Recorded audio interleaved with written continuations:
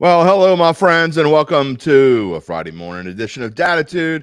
We're getting that much closer to football season. A week from now, we will be talking about the Saints and the Kansas City Chiefs. Hello, everybody. I'm Jim Derry, along with my friend Larry Holder, is here with me this morning from The Athletic. And we're going to talk about the Saints, and we're going to talk about the NFL. And, you know, after we talk about Cam Jordan, Alvin Kamara, and the lack of depth that the Saints have, Larry, I'm going to get your opinion. You can tell me how wrong I am. I am previewing a division a week. This week I did the NFC West, and I'll let you tell me how wrong I am. I'm used to doing that. How long have we known each other? We've done that for long enough for you to tell me how wrong I am often. At least a decade, probably longer. So yeah, exactly. I'll have no problem doing it. And I liked like the lead up to the show. They even had it's like the fake, the clapping. Exactly. Applause. Like we're on a. That's real. Oh, definitely. Real. Yeah. All the huge crowds of people like in the studio audience, like on Cheers or something. No doubt. We're going to get into the Saints in a minute, and we're going to talk about Alvin Kamara in a minute, which is not the lead of today's news. But already my haters are out there. Casey Garber is replying to something I said yesterday, which Alvin Kamara on the Bayou Bet show, we talked about, Larry, how much time do we think that Alvin Kamara is going to get? And then how much time do we think if we were commissioner, Spencer Urquhart and I, if we were commissioner, how much time would he get? And so Casey's, I guess, pissed off at me because I said if I were commissioner, Alvin Kamara would get a year's suspension. But we'll get to that in just a minute. So the hater couldn't wait for me to come on this morning and give me some grief. Jerry is with us. Jerry's always with us. He's happy about Cam Jordan. That is the lead of today's story. Trav 504 is with us. If you want to comment or ask either Larry or myself a question, all you got to do is put it in the comments, and we'll show it. Super fancy comment section. There we go. All right. Bookie Brown's with us. He's here. He wants to get going. First of all, Jerry wants to know. He wants to know, will we see the Dunk and Holder podcast? I mean, it's kind of impossible now, right? Yeah, that was a creation at The Athletic, and Jeff and I, obviously, we haven't worked together in 3 years, so that's not going to be the case. But I will say this: can I just basically usurp your? You can, please, by all means. You're joining Jim every Friday, except in August it's going to be. This will probably be my only appearance, but during the regular season, I will be joining Jim every Friday. Every Friday morning. We told you last week on the podcast, because we didn't do a live show last week, but we told you on the podcast that Jeff Duncan has got some other obligations and won't be able to do Fridays. So I've got his counterpart. You know, we had Dunk for a while, and now we're going to have Holder. I should go get the banner. I still have it. Like I had the whole thing. We should have what? I mean, you appeared enough. It should have been like Dunk, Derry, and Holder. Well, I was on it a lot, but yeah. Anyway, it'll be Derry and Holder, or Holder and Derry, however you want to do it. On Fridays throughout the fall, it's going to be a lot of fun. We'll be talking Saints. We'll be talking NFL. We got a lot of comments already, so let's get to it here. David Dukas is super happy Cam is staying for the next 3 years, and will most likely retire as a Saint. So let's start. That is the lead. In case you didn't hear it this morning, Cameron Jordan, we're going to get to I know we got some other comments and a lot about Kamara going on. We'll get to them in just a minute, I promise. We're going to talk about Cam for a few minutes, and then we are going to get to Alvin Kamara, and I'm going to talk about what I said yesterday, and I know some people were pissed off about it, and too bad. That's the way that I think. If you don't like it, you're more than free to disagree with me. You don't have to stop listening to me. I had a couple people who said they will never listen to me ever again because I gave my opinion, and that's okay. But, yeah, maybe we're going to have to get Trombone Shorty on here. Jerry says every time he hears hurricane season, he thinks about Duncan. I think the same thing too, which is funny. It's like that was a fun time, and especially I'd pick the theme song. So Jeff just kind of like, well, that sounds good. I think maybe during the fall, maybe I'll replace that timer with the clapping. We'll replace with Trombone Shorty. I'm down with that. I'm sure Troy will be fine with that. No okay, well, let's ask him if it's okay, and if it is, we'll do it. All right, Cam Jordan. The news this morning is that he signed a 2-year extension. I saw the amount earlier. I think it's in the neighborhood. I think it's $27 million. I don't see it here in the story that I'm looking at, but I think it's $27 million, 2-year contract extension, which means He's got this year and 2 more, which means he'll go through the 2025 season. He is 34 years old now, which means, and he just turned 34. So he'll be 36 years old when the contract ends. In all likelihood, he gets to do, Larry, with a lot of players, almost every player, actually. Very few players get to do what Cam Jordan is going to do, and that is going to be to retire most likely with the team that drafted him and signed him first. Yeah, and it's something that I know he was talking about publicly, that he didn't want to leave New Orleans, wanted to finish his career in New Orleans, and obviously one of the all-time great Saints. Doesn't matter which side of the football. He'll be in that, what do they call it, the Ring of Honor? I forget what the Saints call it, but he'll be up there just with along with like Drew Brees and some of the greats. And this, to me, here's the thing. He is, I would say, a borderline Hall of Famer. Like, he will be in the conversation. If his career ended today, he could be, say, a finalist if his career ended today. But right now, he's 23rd on the all-time sack list. He's actually 1 sack ahead of J.J. Watt. And he's less than 10 behind Von Miller. Of course, all those guys are from the 2011 draft class. So if Cam can be productive, even semi-productive, these next 3 years, stay healthy, be on the field, he could climb, say, even past Ricky Jackson in the sack list. He could climb into maybe the top 15, like even higher than that. So that would firmly kind of entrench him in that conversation and into the Hall of Fame. So I think that's probably part of it, but he can also still play.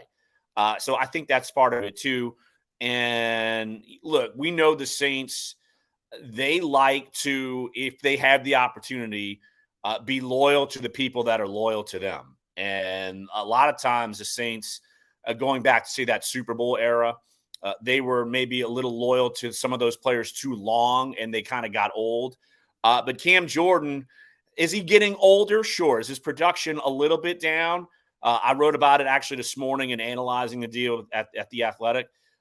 His production is a little bit down. Sacks numbers were a little bit down. His pressure percentage the last 4 years has dropped actually pretty dramatically.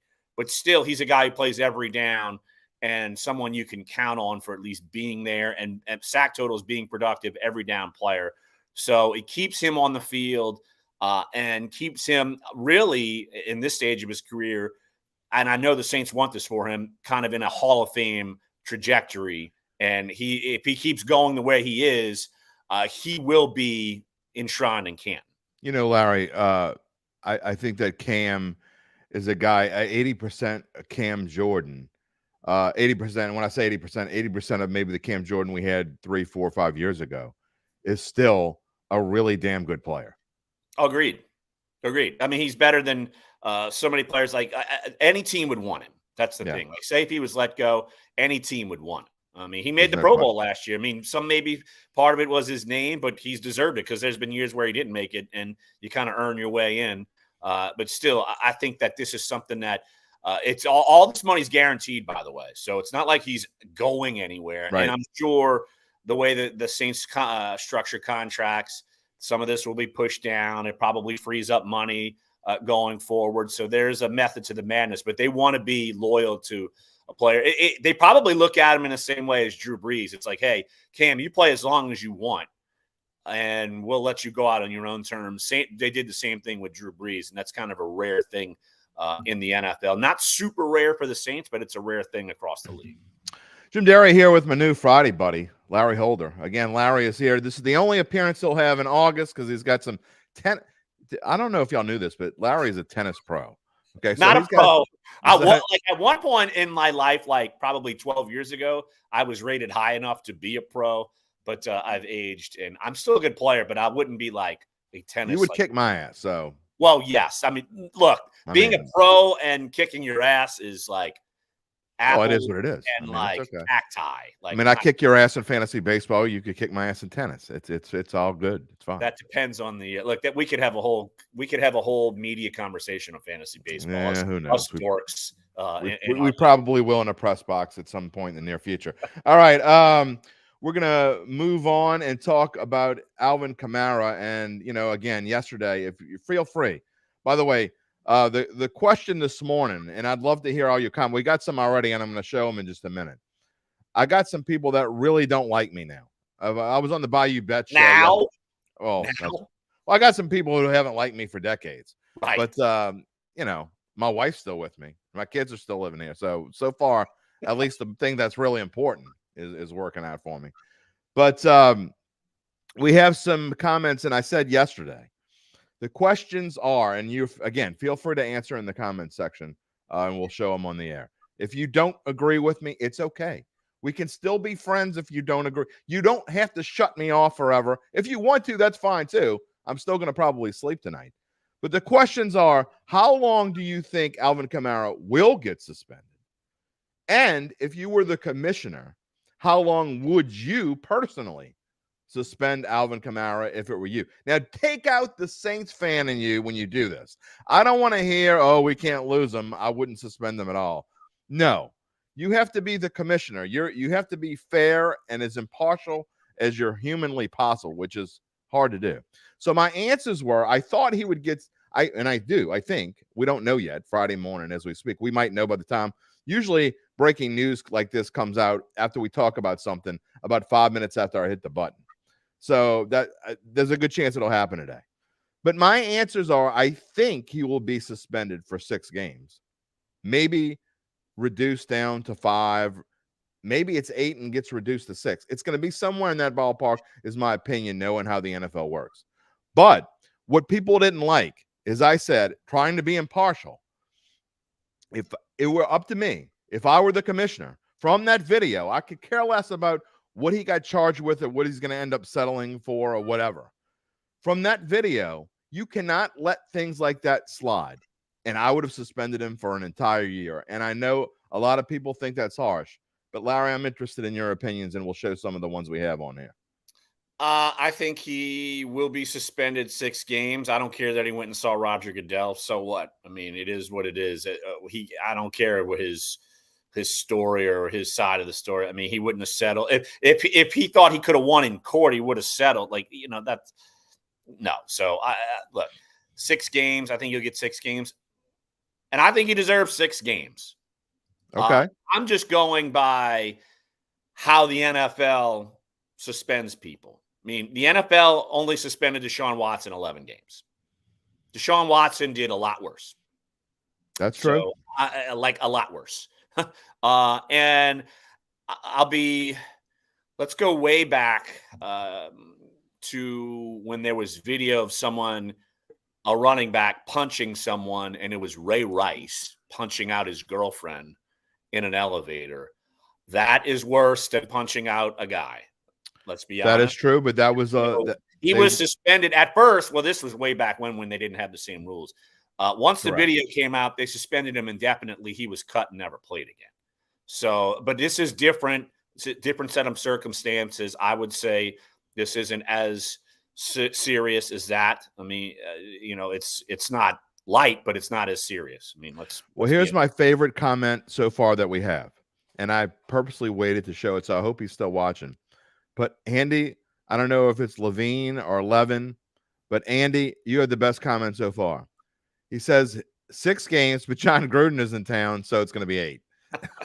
I mean, by the way, if you haven't heard that as well, John Gruden is in town.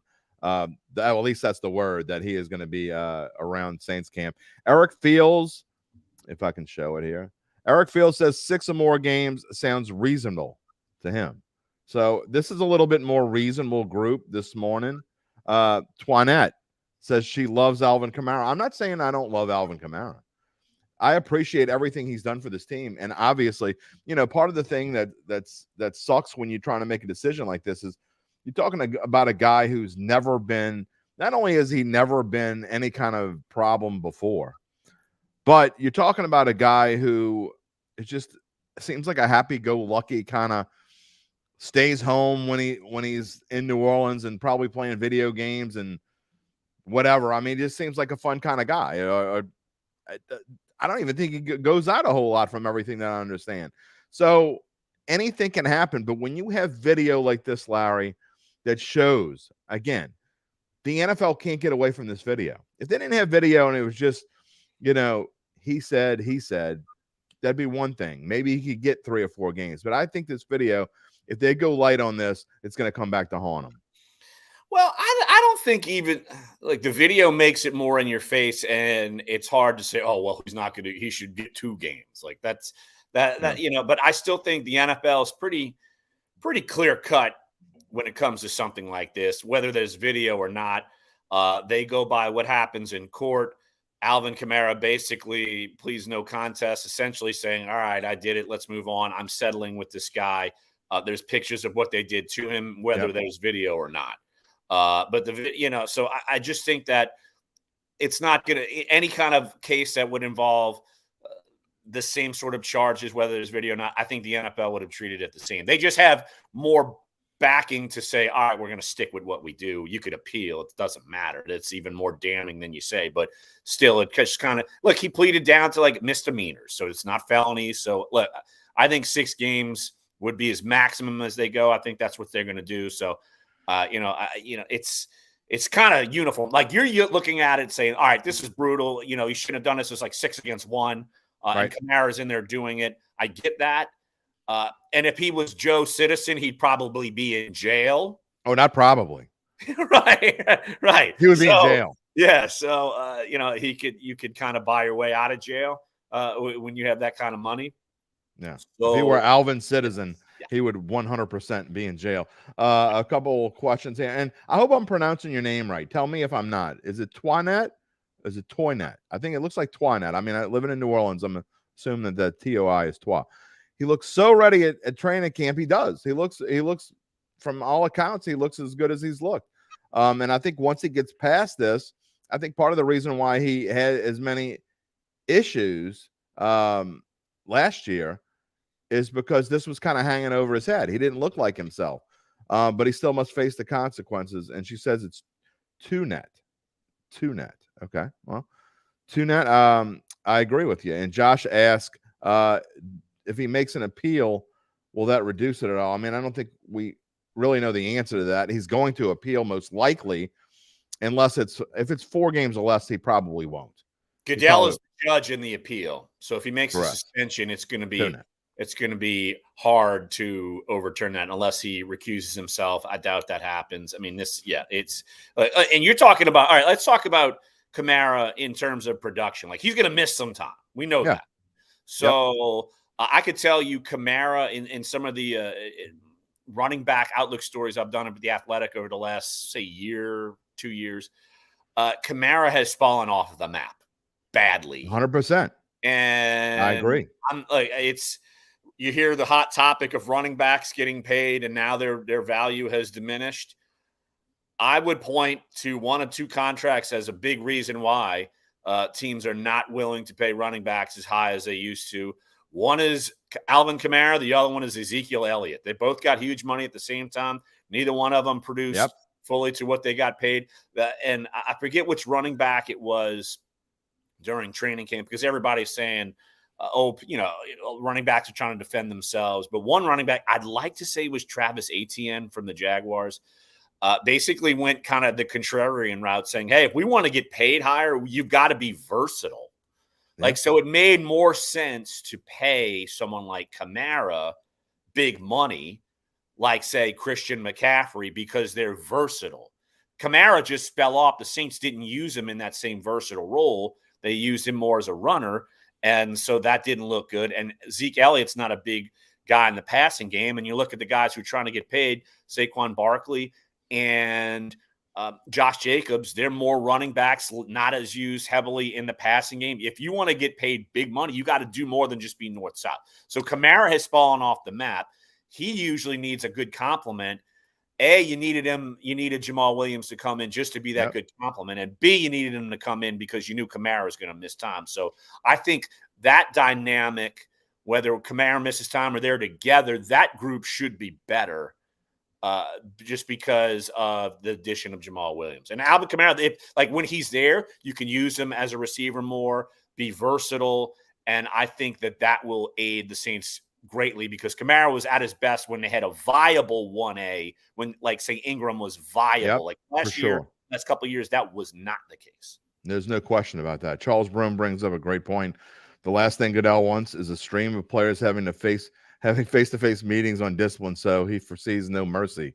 Now, You know people what? go up to the NFL office to plead their case. I mean, that happens, and this isn't like the first or the second or the 15th or the 20th time. No, it's just it's a star player that did it, so that's why it's getting more play. Well, the star player, yeah, right, and he had the means to go up there and do it, and Kamara.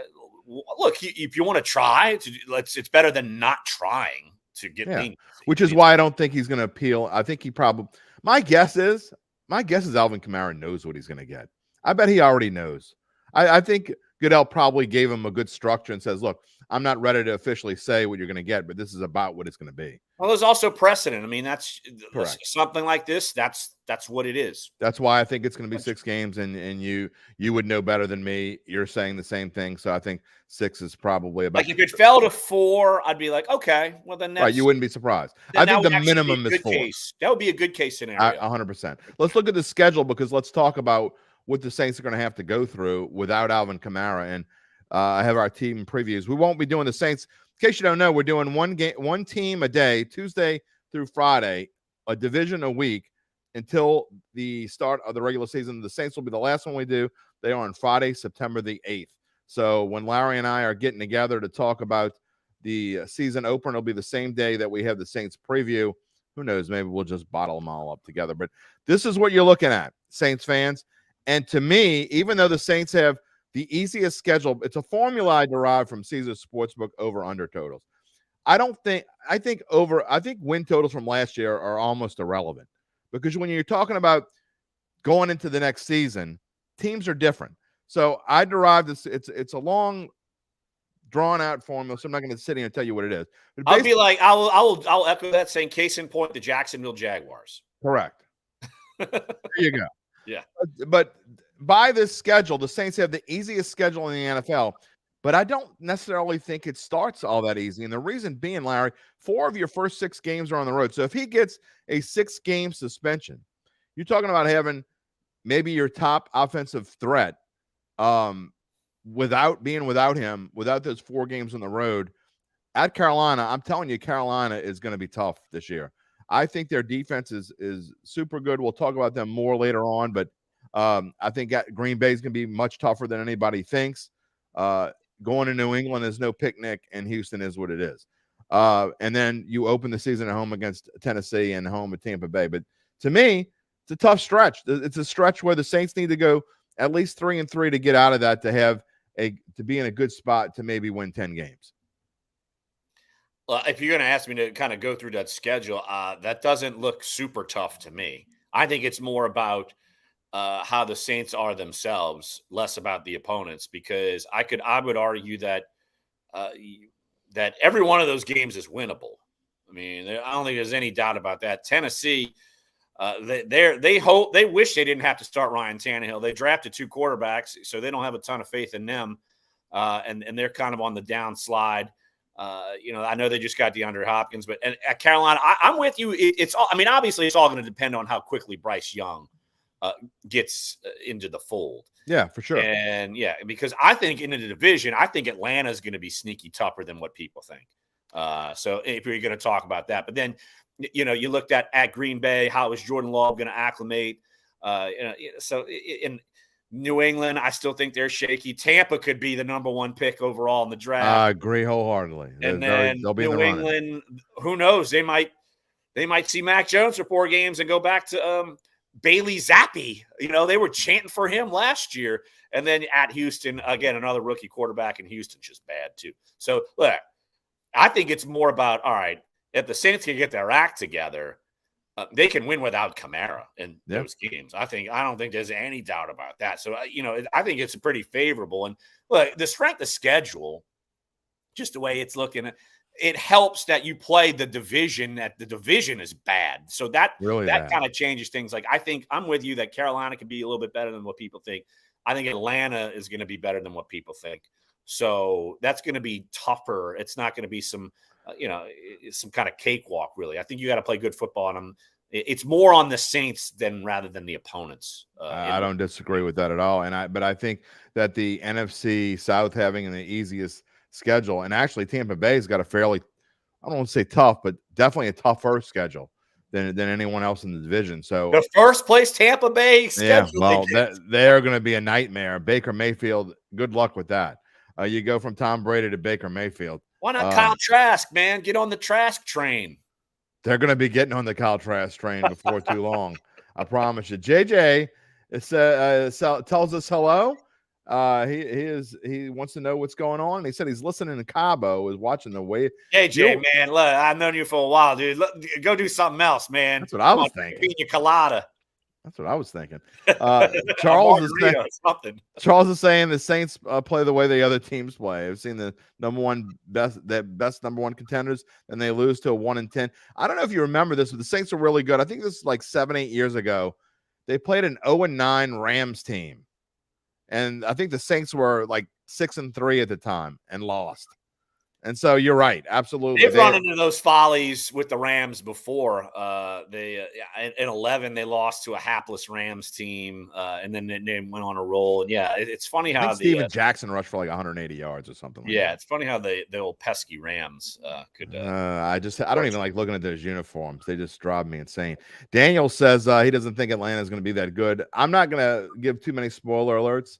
The NFC South is the last division I'll be doing in my predictions. And so I don't want to get too many, but I do. I think there's a chance. I'm not predicting this yet, but I think there's a chance that 3 teams in the NFC South, because of their schedule, you look at the quarterbacks that all these teams have to play, and they're not very good. I think there's a chance 3 teams in the NFC South have a winning record. So I think there's a lot of sleeping on the NFC South. And again, most of it is because of their opponents, which aren't that good. Look what Philadelphia did with the easiest schedule in the league last year. They made it work for them. Tonette says she saw the video outside the elevator, victim's injuries. It's bad, and he went too far. Maybe out for 8. We'll see. JJ says he loves us, man. There you go. So anyway, that's one for the references on a resume. Good transition comment here, because I'm ready to move on to we're gonna end the show with Larry pouring through my NFC West picks and telling me how wrong I am. But Daniel says his biggest concern of depth is linebacker and offensive line. Certainly, to a mind, offensive line is number 1. There is no question that offensive line has jumped to the number 1 spot. Lack of depth there. I am going. Doug Mouton asked me to go down on 4th down and 4 on Sunday night, and he's going to ask me for my prediction of over under. And I've been on the over train of 9.5 throughout the offseason and really until about a week ago. But I am super concerned right now. The loss of Trey Turner, whom they signed for great depth. And now here we are again with Andrus Peat, which is going to mean James Hurst is probably going to have to play left guard, which means there's no one behind Penning at left tackle. It scares the hell out of me if you're expecting the Saints to be good this year. Well, I mean, offensive line, I totally agree that it's not what it used to be. And you need everyone to be right. And then the Saints could be, say, top 10 offensive line. I mean, I'll put it that way. And but we haven't seen everybody right physically or even play on the field in a little bit. So I definitely think that. And I mean, at linebacker, I know Andrew Dial just went out for the year, and he's a complimentary piece, but you have Demario Davis and who else? I know Pete Werner. He's got some upside, but you need him to be on the field all the time too. So here's the thing: the most indispensable player on the team is Demario Davis. Like, you don't have anybody to fill in that spot. I would argue, even at quarterback, you got better depth. At wide receiver, you got better depth. Oh, I think you got great depth at quarterback. Right, exactly. Like cornerback, like even you lose Marshawn Lattimore, you still have viable corners. Like, agreed. Demario Davis is easily the most indispensable player on the team. If you lose him, you're in trouble. Like, you're in big trouble. Does it worry you that he's getting a little long in the tooth? What is he, 34 now? 30? He's still playing at a all-pro level. That's the thing. Like, it's funny you're seeing, like, him specifically. Like, you're seeing kind of like we just talked about Keem Jordan. You're seeing like a little bit of a drop-off from him. Demario Davis is just sustaining. It's almost like he got better with age. I agree. That's rare. Because we've seen a lot of years middle linebackers decline with age, like a Vilma kind of, he was beat up and then you could see it slip. Curtis Lofton, you could see it slipped. Right.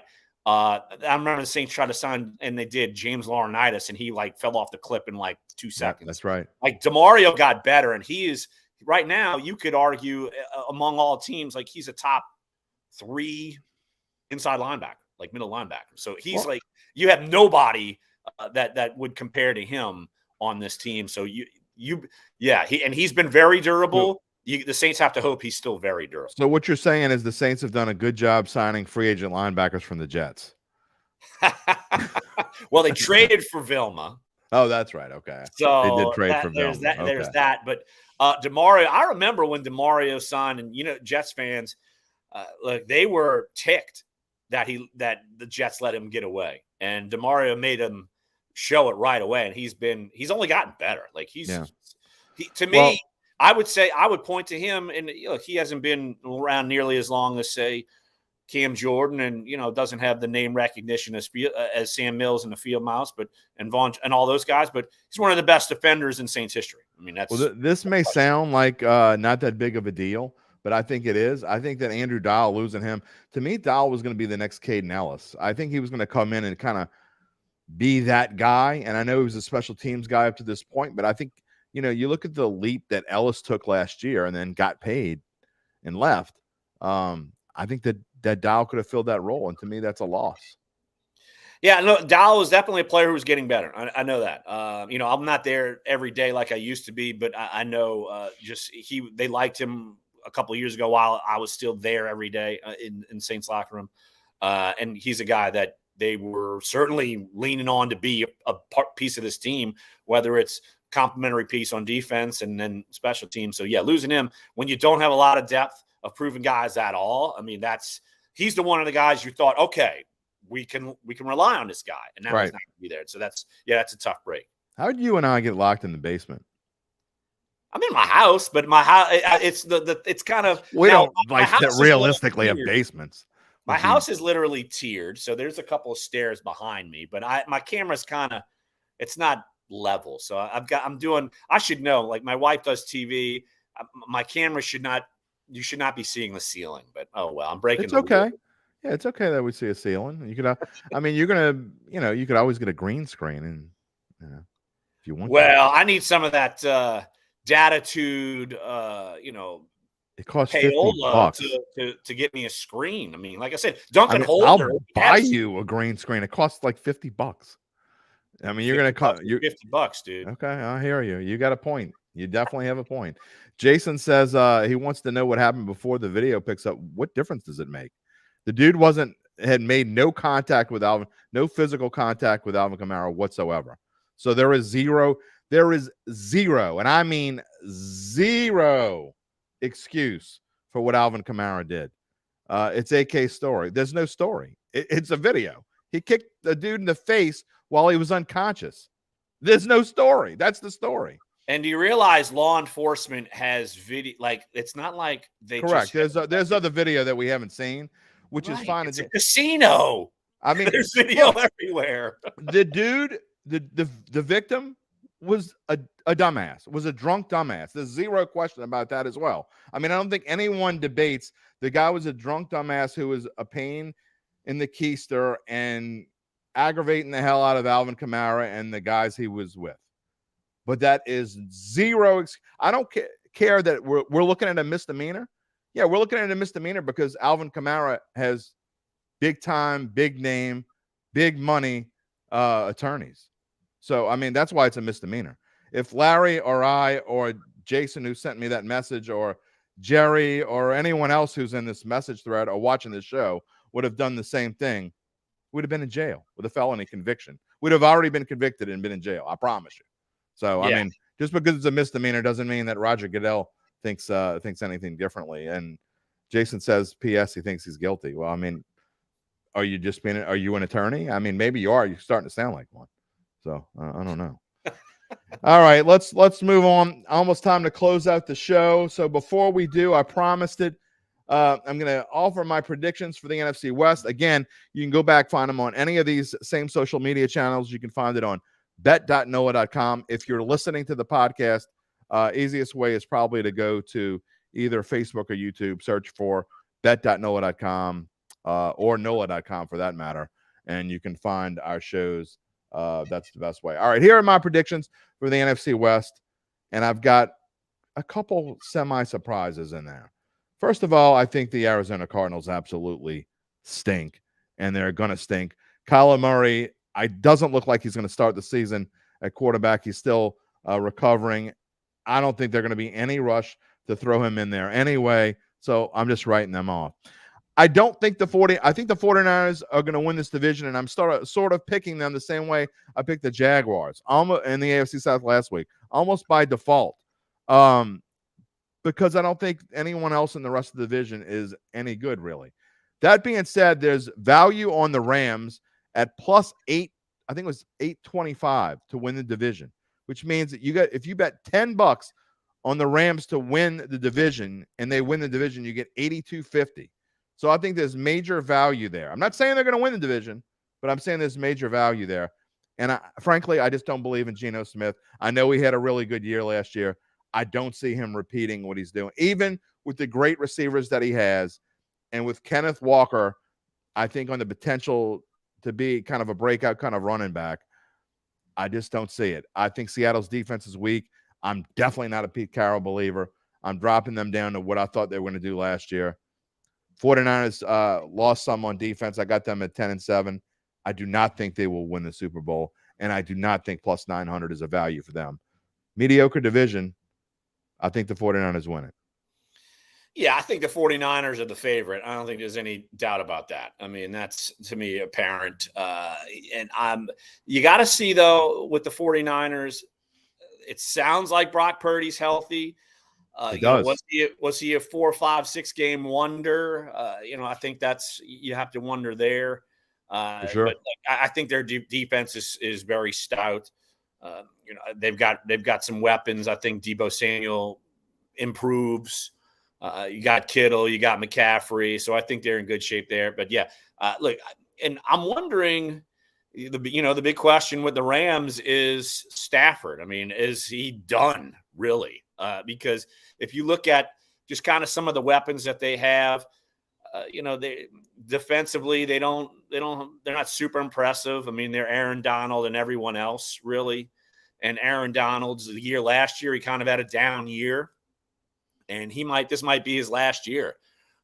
Cam Akers actually came on a good bit last year at running back toward the end of the season, but that was with backup quarterback. So, I think Seattle's a better team than the Rams. I just think that I would flip those, but I don't have confidence that Seattle is going to repeat and make the playoffs. I mean, that's, I guess that was my main thing more than anything. Yeah. I need to see it more than 1 year with Geno Smith, because he was a roller coaster ride. He would be great for 4 weeks, then kind of be a little head scratching, then be great again for 4 weeks. Like, he was a big time roller coaster.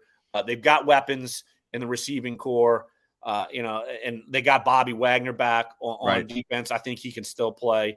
They got Devin Witherspoon as a cornerback to kind of help that defense. So, and look, Tyreek Woolen was one of the best corners in the NFL last year, and 6 interceptions. His passer rating against was one of the best in the league. So it was still 23rd overall in defense, I believe, is what it was. And so that leads me to big cause for concern when it comes to the Seahawks. And what else shows me is Vegas is usually pretty good with their over-under win totals. They wanted to do 8.5 so bad, but they couldn't because they knew if they put 8.5, they were going to get over bets. And so they want to limit their liability, but you got to bet $130 to win 100 to bet the under 9. So that tells you what Vegas thinks. Vegas thinks that Seattle's going to win 8 games. I have them under that, but I certainly like the under 9. Again, -130. That's kind of I think that's fair, because I think they kind of smoke and mirrored their way into some of those and some wins. So yeah, I think that's fair. It's going to come down to if Seattle can stop someone better. I mean, look, because you saw in the playoffs they got exposed big time there. Yeah, I agree. And then Arizona, look, they're already debating Caleb Williams or Drake May, and what do they do with Kyler Murray, and That's a total mess. I mean, what a mess that team is. Yeah, Jonathan, I don't know what Jonathan Gannon thought he would. I know you just want to be a head coach, but to me, Larry, sometimes you just say, you know what? That's probably not the best place for me to get my first gig because, people just all the time when they're talking bad about Dennis Allen. Look, I fell into the trap. I had a lapse of about 3 or 4 weeks where I got on Dennis Allen bashing train and realized, you know what? You still got to give this guy a chance. But people love to spot out Dennis Allen's record. Well, he was coaching for a really bad team when he was in Oakland. And so Jonathan Gannon's going to have the same kind of stigma. If he has 2 years of 3-14 and if lucky enough to go maybe 6-11 next year, I mean, he's going to have that awful record. And Jonathan Gannon can't win any games. His record's awful. Well, it's not his fault. So why would you take a job like that? Well, it's funny. You mentioned Dennis Allen, and he took one of the 32 jobs. Didn't work out for him with the Raiders. Sean Payton turned the Raiders down and waited a year before he took his first head coaching job. So, but look, it's, sometimes the iron, you got to take it when it strikes. I get it. If it's he's not a young guy, though. He's a super young guy with a great future. I mean, I think he could have waited. Maybe, but it's look, when that job's there and they're hanging in front of you and they're going to pay you and you're the guy, and it's hard to turn down. So it's rare that you turn it down. It really is. I will say this. If he does turn them in, if Jonathan Gannon turns the Cardinals into something, and let's just say that if they even win like 7 games, if he wins 7 games with that group, I think that the future is super bright for them, and he can show the world, hey, I'm going to be a great coach. So that might not be what they want them to be, though, because they might want a new quarterback. If they win 7 games, want Caleb Williams.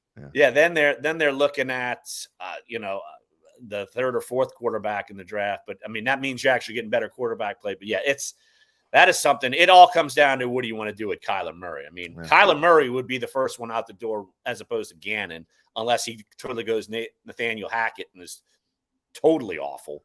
But well, Sean Payton told you how awful he was. Well, your eyes could tell you. And Sean Payton, everything he said was true. But whatever this code nonsense is, give me a break. That's too bad. Here's the code. You sucked. You needed to get fired, and someone called you out on it. Too bad. So, and a guy with all the kinds of credentials called you out on it. So what? Poor you. I know you and Duncan are like, y'all want to go like hang out at the beach with Sean Payton. I mean, I don't know. I'm pretty sure Sean and I have had our back and forths in life. So yeah, I mean, if I thought he was wrong, look, did he get died? Look, I've talked to him over the years where, man, he will say that stuff off the record, but I think he got super comfortable with the guy he's had a really good relationship with for years and years with Jarrett Bell. He's talked to him about big time issues off the field and has leaned on him. And I think Sean Payton got really comfortable and just kind of got diarrhea of the mouth. I mean, he's Sean Payton. I love how everybody's talking about the coaches. He ripped the people who just hired him. Yeah. Like that's getting like no play. I just, I have a problem with a guy who he picked on Cat so much when he was here. And, Sean? Yeah. I mean, and certain people that he picked on were people that wouldn't necessarily fight back. I don't know. He rubbed me the wrong way a few times. I know everybody loves Sean Payton in New Orleans, so you can't talk bad. You think I don't know about that, but look, I'm not talking about us in the media. I'm talking about just Joe Q fan. Well, I don't know. Some people think he's a traitor.